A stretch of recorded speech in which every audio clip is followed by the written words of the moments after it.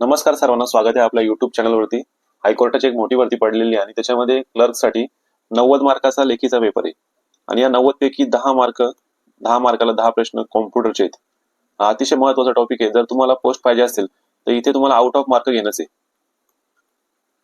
हे 10 मार्क, या 10 पैकी एकही मार्क गेला नाही पाहिजे आणि त्यासाठीच आपण कॉम्प्युटरच्या प्रश्नांची सिरीज चालू केलेली आहे, ज्यामध्ये आपण कॉम्प्युटरचे प्रश्न विश्लेषणासहित आपण सोडून घेतोय. तर पहिला प्रश्न पाहूया याच्यातला. युएसबीचा पूर्ण विस्तार फुल फॉर्म काय आहे? फुल फॉर्म हा एक महत्वाचा टॉपिक आहे कॉम्प्युटरमध्ये. बऱ्याच गोष्टींचे फुल फॉर्म विचारले जातात. आता ते युएसबीचा फुल फॉर्म विचारलेला आहे. युनिव्हर्सल सिरियल बस, युनियन सिरियल बस, युनिव्हर्सल सर्व्हिस बस, युनिक सिरियल बस. त्याचं उत्तर आहे ऑप्शन ए, युनिव्हर्सल सिरियल बस. हे एक मानक आहे ज्याद्वारे कीबोर्ड, माऊस, पेनड्राईव्ह यासारखी उपकरणे संगणकाला जोडली जातात. कॉम्प्युटरला आपण कीबोर्ड, माऊस, पेनड्राईव्ह याच्यासारखे जे डिव्हाइस असतात ते जोडण्यासाठी आपण युएसबीचा वापर करतो. युएसबी उपकरणे संगणक चालू असतानाही जोडता किंवा काढता येतात.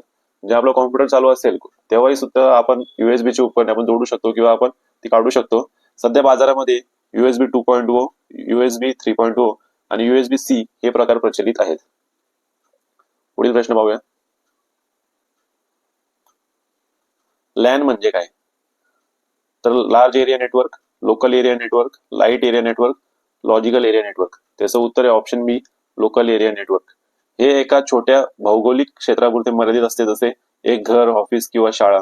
लॅन मध्ये डेटा ट्रान्सफरचा वेग इंटरनेटच्या तुलनेमध्ये खूप जास्त असतो. इंटरनेटच्या तुलनेमध्ये डेटा ट्रान्सफरचा स्पीड लॅन मध्ये जास्त असतो, कारण हे एक लिमिटेड एरिया पुरतं असते, मर्यादित असते. एखाद्या घरासाठी, शाळेसाठी किंवा ऑफिससाठी हे सहसा इंटरनेट केबल्स किंवा वायफायद्वारे जोडलेले असते. लॅन नेटवर्क हे इंटरनेट केबल्स किंवा वायफायद्वारे जोडलेले असते. पुढील प्रश्न आहे, MS पॉवर पॉइंट मध्ये प्रेझेंटेशन सुरू करण्यासाठी कोणती की वापरतात? F1, F5, F7, F11. त्याचं उत्तर आहे ऑप्शन बी, F5. पहिल्या स्लाइड पासून प्रेझेंटेशन पाहण्यासाठी F5 ही की दाबली जाते. जर तुम्हाला त्या स्लाइडवर आहात तिथूनच शो सुरू करायचा असेल तर शिफ्ट प्लस F5 की वापरतात, हे लक्षात ठेवा. आणि F1 ही की सहसा हेल्प विंडो उघडण्यासाठी वापरली जाते पॉवर पॉइंट मध्ये. तर पॉवर पॉइंट मध्ये प्रेझेंटेशन सुरू करण्यासाठी F5 ही की वापरली जाते. पुढील प्रश्न आहे, मोडेमचे पूर्ण रूप काय आहे? मॉड्युलेटर, डिमॉड्युलेटर, मोड डिमोड, मोबाईल डिमॉड्युलेटर, मॉडेल डिमॉड्युलेटर. त्याचं उत्तर आहे ऑप्शन ए, मॉड्युलेटर डिमॉड्युलेटर. हे डिजिटल सिग्नलचे अॅनालॉग मध्ये आणि अॅनालॉगचे डिजिटल मध्ये रूपांतरण करते. टेलिफोन लाईनद्वारे इंटरनेट वापरण्यासाठी मॉडेल असणे अनिवार्य आहे आणि याचं काम आहे संगणकाचा डेटा लांब अंतरापर्यंत पाठवण्यासाठी हे उपकरण महत्वाचे आहे. म्हणजे आपला कॉम्प्युटरचा डेटा आहे तो जास्त लांब अंतरावर पाठवत असेल तर मॉडेमचा वापर केला जातो. पुढील प्रश्न आहे, इंटरनेटवर एका पेजवरून दुसऱ्या पेजवर जाण्यासाठी कशाचा वापर होतो? Link, hyperlink, shortcut, address. त्याचं उत्तर आहे ऑप्शन बी, हायपरलिंक. हायपरलिंकवर माऊस नेल्यास बाणाचे रूपांतर हाताच्या चिन्हामध्ये होते. सहसा हायपरलिंक निळ्या रंगात असते आणि त्याखाली एक लाईन असते, रेग असते. ही लिंक एक डॉक्युमेंटला दुसऱ्या डॉक्युमेंटची किंवा वेबसाईटशी जोडते. हायपरलिंकद्वारेच एक डॉक्युमेंट दुसऱ्या डॉक्युमेंटशी जोडलेले असते. नेक्स्ट क्वेश्चन पाहूया. खालीलपैकी कोणती सेकंडरी मेमरी नाही? Hard disk, CD DVD, RAM, pen drive. तर याच्यामधली कुठली मेमरी ही सेकंडरी नाही असा प्रश्न विचारलेला आहे. त्याचं उत्तर आहे ऑप्शन सी, रॅम. रॅम ही प्रायमरी मेमरी आहे, ती तात्पुरती असते. तर हार्ड डिस्क, CD आणि पेन ड्राईव्ह ही माहिती कायमस्वरूपी साठवण्यासाठी वापरली जातात, म्हणून त्यांना सेकंडरी स्टोरेज म्हणतात. म्हणजे प्रायमरी मेमरी म्हणजे इथे माहिती फक्त तात्पुरती असते आणि सेकंडरी मेमरीमध्ये माहिती कायमस्वरूपी असते. सेकंडरी मेमरीची साठवणूक क्षमता प्रायमरी मेमरीपेक्षा खूपच जास्त असते. नेक्स्ट क्वेश्चन पाहूया. BIOS संगणकाच्या कोणत्या भागात साठवलेला असतो? RAM, ROM, hard disk, CPU. तर BIOS हे संगणकाच्या कुठल्या भागामध्ये साठवलेले असतात असा प्रश्न आहे. त्याचं उत्तर आहे ऑप्शन बी, रोम. BIOS चा फुल फॉर्म आहे बेसिक इनपुट आउटपुट सिस्टीम. याचं काम आहे संगणक सुरू केल्यावर सर्वात आधी BIOS कार्य करते. हे चेक करते की सर्व हार्डवेअर व्यवस्थित जोडलेले आहेत की नाही. हे मदरबोर्ड मधील एका लहान रोम चिप मध्ये असते, जेणेकरून वीज गेल्यावरही ते पुसले जाऊ नये. तर जेव्हा आपण कॉम्प्युटर चालू करतो तेव्हा हे चेक करतं की सर्व हार्डवेअर व्यवस्थित जोडले गेलेले आहे का नाही. हे BIOS चे काम आहे आणि ते रोम मध्ये साठवलेले असते कॉम्प्युटरच्या. पुढील प्रश्न आहे, संगणकावर चित्र काढण्यासाठी कोणत्या सॉफ्टवेअरचा वापर प्रामुख्याने केला जातो? सोपा प्रश्न एकदम. याचं उत्तर येईल ऑप्शन बी, MS पेंट. हे मुलांसाठी एक साधे ग्राफिक्स एडिटर आहे जे विंडोज सोबत फ्री मध्ये मिळते आपल्याला. पेंट मध्ये तयार केलेली चित्रे JPG आणि PNG किंवा BMP फॉर्मॅट मध्ये सेव्ह करता येतात. यामध्ये पेन्सिल, ब्रश, इरेझर आणि विविध आकार उपलब्ध असतात. तर चित्र काढण्यासाठी MS पेंट ऑप्शन बी. नेक्स्ट क्वेश्चन आहे, संगणक सुरू करण्याच्या प्रक्रियेला तांत्रिक भाषेत काय म्हणतात? Starting, opening, booting, loading. तर कॉम्प्युटर सुरू करतो आपण त्या प्रक्रियेला टेक्निकल भाषेमध्ये काय म्हणतात असा प्रश्न आहे. त्याचं उत्तर येईल ऑप्शन सी, बूटिंग. बंद केलेला संगणक सुरू करणे म्हणजेच कोल्ड बूटिंग. बूटिंग मध्ये पण कोल्ड बूटिंग आणि वॉर्म बूटिंग हे दोन ऑप्शन येतात. तर याच्यामध्ये बंद केलेलं संगणक सुरू करणे म्हणजे कोल्ड बूटिंग आणि चालू केलेलं संगणक रिस्टार्ट करणे म्हणजे वॉर्म बूटिंग. आपण मोबाईल पण आपला रिस्टार्ट करतो बघा, त्याला वॉर्म बूटिंग म्हणतात. आणि जो पहिल्यापासून बंद असतो त्याला परत चालू करणं याला कोल्ड बूटिंग असे म्हणतात. बूटिंग दरम्यान ऑपरेटिंग सिस्टीम हार्ड डिस्क वरून रॅम मध्ये लोड होते. तर संगणक सुरू करण्याच्या प्रक्रियेला तांत्रिक भाषेमध्ये बूटिंग असे म्हणतात. त्याच्यामध्ये दोन प्रकार आहेत, कोल्ड बूटिंग, वॉर्म बूटिंग. हे लक्षात ठेवा. पुढील प्रश्न आहे, वायफायचा पूर्ण विस्तार काय आहे? Wireless fidelity, wireless function, wired fidelity, wireless field. त्याचं उत्तर आहे option A, wireless fidelity. Radio लहरींचा वापर करून विनातार वायरलेस इंटरनेट किंवा नेटवर्क प्रदान करण्याचे काम वायफाय करते. वायफाय माहिती आपल्या प्रत्येकाच्या घरात असतो. वायफायची रेंज मर्यादित असते, सहसा 30 ते 50 मीटर. म्हणजे वायफायची रेंज एक लिमिटेड म्हणजे जास्ती पण नसते, एखाद्या घरापुरतं किंवा एखाद्या लिमिटेड एरियापुरतं ती मर्यादित असते. वायफायला सहसा WPA2 सारख्या पासवर्डने सुरक्षित केले जाते. त्याचा फुल फॉर्म लक्षात ठेवा वायफायचा, वायरलेस फिडिलिटी. नेक्स्ट क्वेश्चन आहे, MS एक्सेल मध्ये ऍव्हरेज काढण्यासाठी कोणते सूत्र वापरतात? तर MS एक्सेल मध्ये जर आपल्याला संख्यांचा ऍव्हरेज काढायचा असेल तर कुठला फॉर्म्युला वापरला जातो? त्याचं उत्तर आहे option B, is equal to average. आणि याच्यामध्ये कंसामध्ये ज्या संख्या लिहायच्या. तर एक्सेल मध्ये संपूर्ण शब्द ऍव्हरेज वापरावा लागतो, फक्त AVG चालत नाही. म्हणजे शॉर्ट फॉर्म वापरून चालत नाही, पूर्ण ऍव्हरेज टाईप करायला लागतो. दिलेल्या संख्यांच्या गटाची सरासरी काढण्यासाठी याचा वापर होतो. उदाहरणार्थ ऍव्हरेज लिहायचं, इज इक्वल टू ऍव्हरेज, आणि मध्ये कंसामध्ये त्या आपल्या संख्या लिहायचा आणि एंटर केल्यावरती आपल्याला त्यांचा ऍव्हरेज मिळतो. नेक्स्ट क्वेश्चन आहे, संगणकात F12 ही कशासाठी वापरली जाते? Save, save as, open, close. त्याचं उत्तर आहे option b, save as. Save versus save as आपण पाहूया. सेव्ह आधीच असलेल्या फाईलमध्ये बदल जतन करते, तर सेव्ह ॲज त्याच फाईलला नवीन नावाने किंवा दुसऱ्या ठिकाणी सेव्ह करण्यासाठी संधी देते. MS ऑफिस मध्ये ही अत्यंत शॉर्टकट की उपयोगाची ठरते F12. तर सेव्ह ॲज करण्यासाठी F12 ही शॉर्टकट की वापरली जाते. पुढील प्रश्न आहे, खालीलपैकी कोणते सर्च इंजिन नाही? Google, Bing, Yahoo, Safari. त्याचं उत्तर येईल option D, Safari. Google, Bing आणि याहू ही माहिती शोधण्यासाठी साधने वेबसाईट्स आहेत. सफारी हे ऍपल कंपनीचे वेब ब्राउझर आहे, सर्च इंजिन नाही. सफारी म्हणजे आपलं क्रोम, मोझिला फायरफॉक्स असे जे हे असतात वेब ब्राउझर, त्याप्रमाणे ऍपलचं एक सफारी वेब ब्राउझर आहे, ते सर्च इंजिन नाही. ब्राउझर हे सॉफ्टवेअर असते, तर सर्च इंजिन ही एक वेबसाईट असते. तर गुगल, बिंग, याहू हे तिन्ही पण सर्च इंजिन आहेत आणि सफारी हे एक सॉफ्टवेअर आहे ऍपलचे वेब ब्राउझिंग साठी. नेक्स्ट क्वेश्चन आहे, संगणकामध्ये डिलीट केलेली फाईल पुन्हा मिळवण्यासाठी काय करावे? जर आपण कॉम्प्युटरमध्ये जे आपण फाईल डिलीट केली किंवा चुकून डिलीट झाली तर ती पुन्हा मिळवण्यासाठी काय करावे असा प्रश्न विचारलेला आहे. अंडू, कंट्रोल Z दाबणे, रिसायकल बिन मधून रिस्टोर करणे, पुन्हा टाईप करणे, वरीलपैकी A आणि B दोन्ही. तर याचं उत्तर येईल ऑप्शन डी, वरीलपैकी A आणि B दोन्ही. जर फाईल आत्ताच डिलीट केली असेल तर Ctrl+Z दाबून ती परत करता येते, म्हणजे परत घेता येते. जर आताच आपल्याकडून पटकन फाईल डिलीट झाली तर लगेच आपण Ctrl+Z दाबून ती फाईल आपल्याला परत मिळवता येते. आणि काही काळानंतर जर वेळ झाली असेल तर रिसायकल बिन मध्ये जाऊन त्या फाईलवरती राईट क्लिक करून रिस्टोर करावे लागते आणि ती फाईल आपल्याला परत मिळते. तर अंडू, Ctrl+Z दाबून प्लस रिसायकल बिन मधून आपण डिलीट केलेली फाईल परत मिळू शकतो. पण जर आपण फाईल Shift+Delete दाबून डिलीट केलेली असेल तर ती फाईल रिसायकल बिन मध्ये जात नाही आणि ती कायमची नष्ट होते. म्हणजे आपल्याला जर एखादी फाईल कायमची डिलीट करायची असेल तर Shift+Delete ही की वापरावी. IMP हे लक्षात ठेवा, याच्यावरती प्रश्न विचारला जाऊ शकतो. जर फाईल कायमची डिलीट करायची असेल तर Shift+Delete, आणि ज्या बाकीच्या फाईल डिलीट झाल्या असतील त्या आपण लगेच डिलीट झाली असेल किंवा लगेच म्हणजे आपल्याला समजलं डिलीट झाली लगेच आपण घ्यायची असेल तर Ctrl+Z, आणि किंवा जास्ती वेळ झाला असेल तर रिसायकल बिन मधून आपण ती फाईल रिस्टोर करू शकतो. नेक्स्ट पुढचा प्रश्न आहे, डोमेन नेम मधील .edu हे कशासाठी वापरले जाते? कमर्शियल व्यवसायासाठी, शैक्षणिक संस्थांसाठी, सरकारी कामासाठी, लष्करी संस्थांसाठी. तर याचं उत्तर येईल ऑप्शन बी, शैक्षणिक संस्थांसाठी. .edu एज्युकेशन हे शाळा, महाविद्यालय आणि विद्यापीठांच्या वेबसाईटसाठी राखीव असते. .com हे कमर्शियल, .gov हे गव्हर्नमेंट, .mil हे मिलिटरीसाठी, .org हे नॉन प्रॉफिट ऑर्गनायझेशनसाठी वापरले जाते. .in हे भारतासाठी वापरले जाणारे कंट्री कोड डोमेन आहे. हे सगळे लक्षात ठेवा तुम्ही डोमेन, यांच्यावरती प्रश्न विचारले जाऊ शकतात. IMP आहे.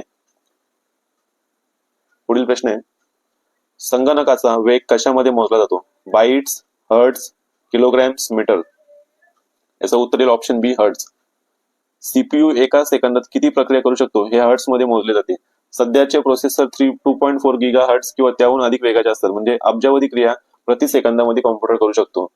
आणि बाईट्स हे मेमरी साठवणूक मोजण्याचे एकक आहे, वेगाचे नाही. तर संगणकाचा वेग हर्ट्ज मध्ये मोजला जातो. नेक्स्ट क्वेश्चन आहे, कीबोर्डवरील कॅप्सलॉक कीला काय म्हणतात? फंक्शन की, टॉगल की, मॉडिफायर की, स्पेशल की. त्याचं उत्तर येईल ऑप्शन बी, टॉगल की.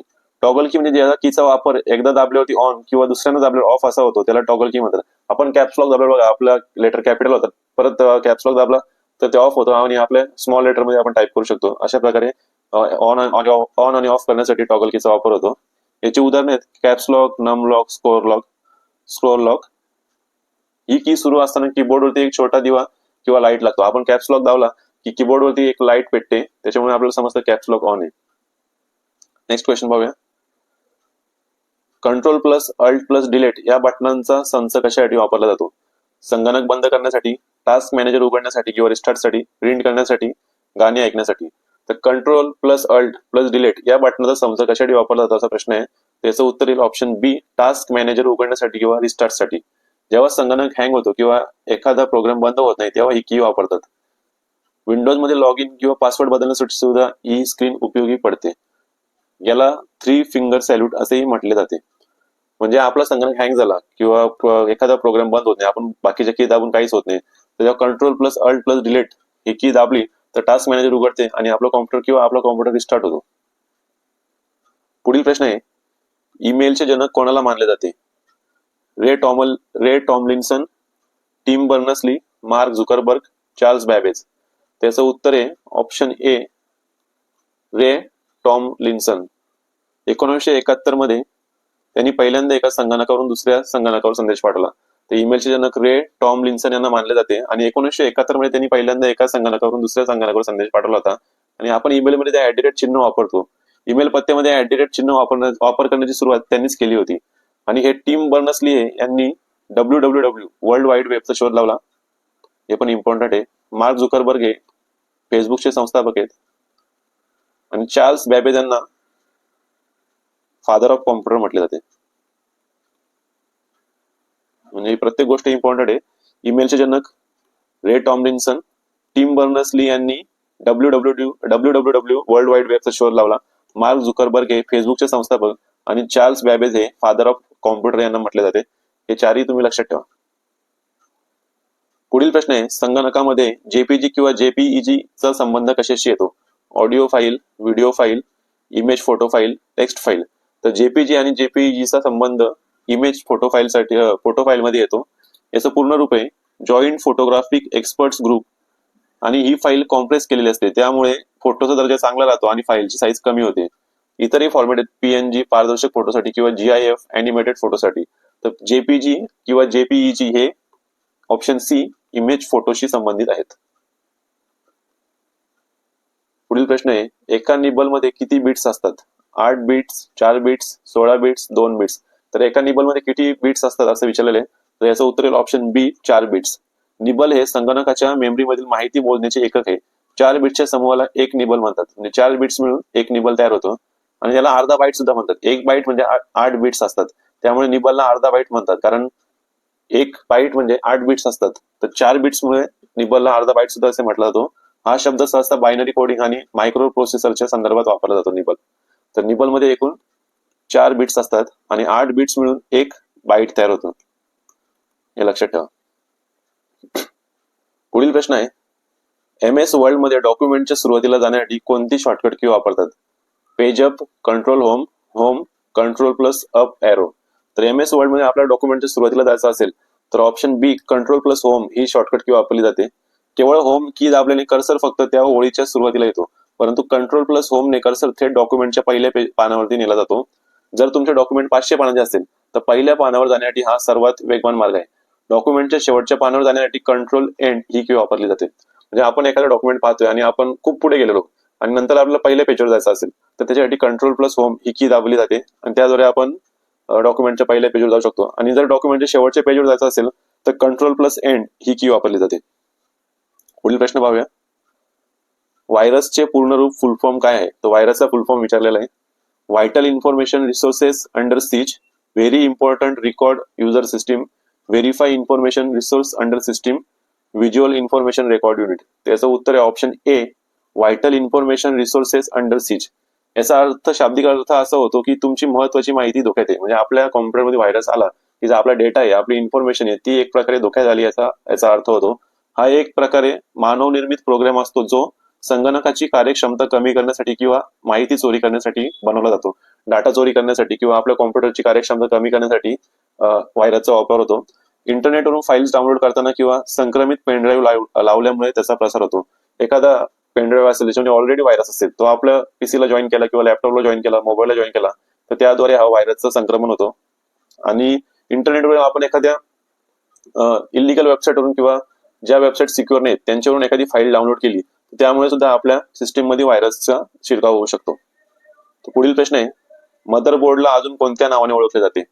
मदरबोर्डला कुठल्या कुठल्या नावाने ओळखले जाते असा प्रश्न आहे. Main board, circuit board, system board आणि वरील सर्व.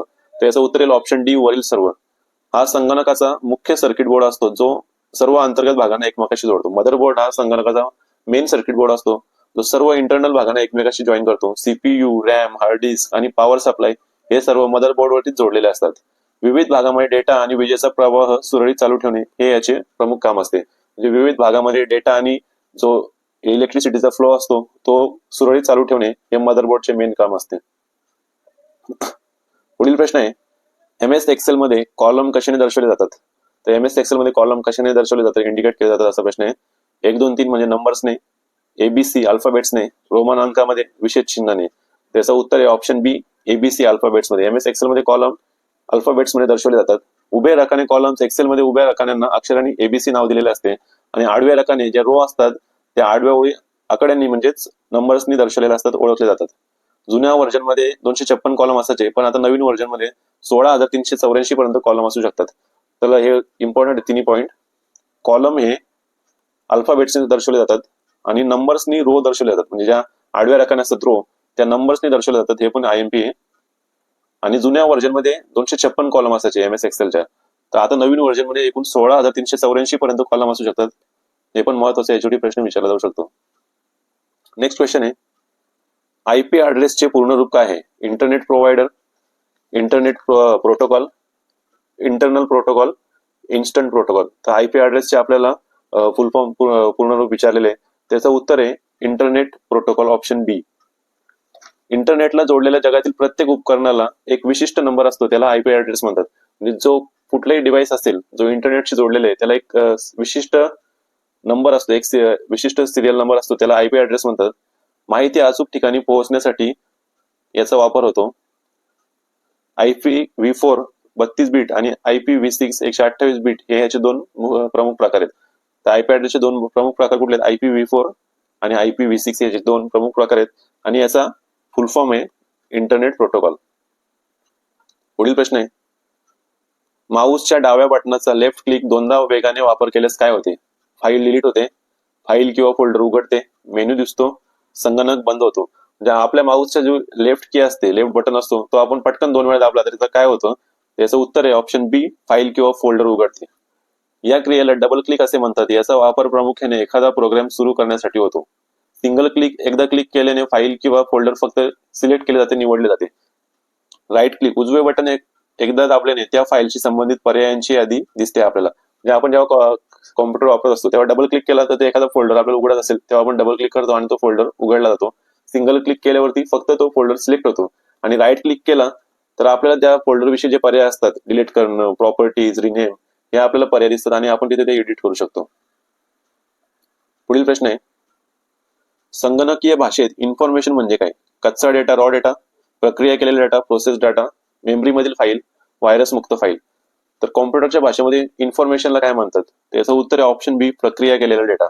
डाटा हा कच्चा माल असतो, उदाहरणार्थ वर्गातील मुलांचे नुसते मार्क्स. आणि प्रोसेसिंग म्हणजे जेव्हा संगणक त्यावर प्रक्रिया करते, उदाहरणार्थ त्यांची बेरीज, सरासरी किंवा त्यांचं टेबल बनवणे, कॉलम बनवणे, तर याला प्रोसेस डेटा असे म्हणतात. प्रक्रियेनंतर मिळणारा अर्थपूर्ण रिझल्ट म्हणजे इन्फॉर्मेशन, उदाहरणार्थ वर्गाचा निकाल. तर संगणकाच्या भाषेमध्ये इन्फॉर्मेशन म्हणजे प्रक्रिया केलेला डेटा म्हणजे प्रोसेस डेटा असे होतो. नेक्स्ट क्वेश्चन पाहूया, खालीलपैकी कोणते पॉइंट अँड ड्रॉ उपकरण आहे? Keyboard, Mouse, printer, scanner. तर कुठले उपकरण हे पॉइंट आणि ड्रॉ प्रकारचे उपकरण आहे? त्याचं उत्तर आहे ऑप्शन बी, माऊस. पॉइंटिंग डिव्हाइस, माऊसचा कर्सर आपण स्क्रीनवरती कुठेही नेऊ शकतो आणि म्हणून याला पॉइंटिंग उपकरण म्हणतात. तर पेंट किंवा डिझायनिंग सॉफ्टवेअर मध्ये हे चित्र काढण्यासाठी माऊसचा वापर पेन्सिल सारखा होतो, म्हणून याला ड्रॉ उपकरण सुद्धा म्हणतात, ड्रॉइंगचे उपकरण. महत्व याचे GUI ग्राफिकल युजर इंटरफेस वापरण्यासाठी माऊस कंपल्सरी आहे. नेक्स्ट क्वेश्चन आहे, गुगल क्रोम मध्ये नवीन टॅब उघडण्यासाठी कोणती शॉर्टकट की वापरली जाते? Ctrl+N, Ctrl+T, Ctrl+J, Ctrl+H. तर याचं उत्तर आहे पर्याय क्रमांक बी, Ctrl+T. Ctrl+N ने नवीन विंडो उघडते, पण Ctrl+T मुळे याच विंडो मध्ये नवीन टॅब उघडला जातो. तर हे लक्षात ठेवा, Ctrl+N ने नवीन विंडो उघडते आणि आपल्याला नवीन टॅब उघडायचे असेल तर Ctrl+T ही की वापरली जाते. एकाच वेळी अनेक वेबसाईट पाहण्यासाठी टॅबचा वापर असतो. इतर शॉर्टकट पाहूया. Ctrl+H मुळे आपल्याला हिस्ट्री पाहता येते आणि Ctrl+J मुळे आपल्याला आपण जे फाईल डाउनलोड केलेले आहेत त्या आपल्याला पाहता येतात. तर Ctrl+T मुळे आपण नवीन टॅब उघडू शकतो. अशा प्रकारे आपण हे कॉम्प्युटरचे प्रश्न पाहिलेले आहेत आणि असे आपण अजून अनेक व्हिडिओ बनवणार आहोत, ज्यामुळे आपल्याला भविष्यामध्ये येणाऱ्या सर्व परीक्षांसाठी हे व्हिडिओ आपल्याला उपयोगी ठरतील. जर तुम्हाला व्हिडिओ आवडले असेल तर आपल्या चॅनलला लाईक करा, शेअर करा आणि आपल्या चॅनलला सबस्क्राईब करा. धन्यवाद.